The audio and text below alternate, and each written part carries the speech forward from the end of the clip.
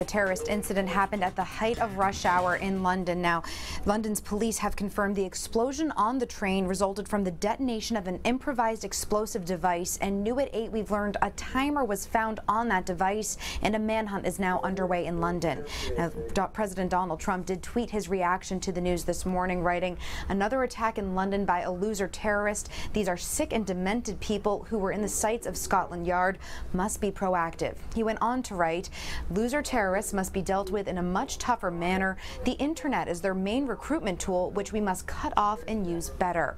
Now, the explosion happened this morning around 8:20 London time at Parsons Green Underground Tube Station. Witnesses described an explosion on a stopped train that was waiting at the platform. They say they heard a bang, saw a wall of fire and chaos as people scrambled to get off the train. More than a dozen people were hurt, but police say the majority of the injuries are minor. Anybody with images, often people take photos and film at the scene of such incidents. Anybody with images from the incident can contact us. I'd ask the public to remain vigilant across London and to be alert and assisting us, but not to be alarmed.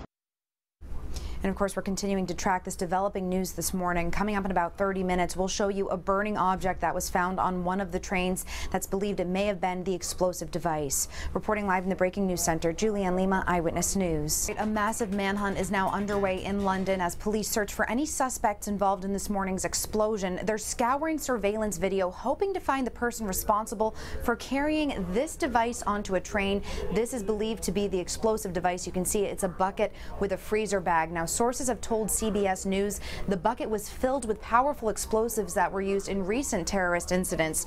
Now, counterterrorism experts say the detonator on the device exploded but failed to ignite the main charge, so it could have been much worse. The explosion happened around 8:20 a.m. London time at Parsons Green Underground Tube Station.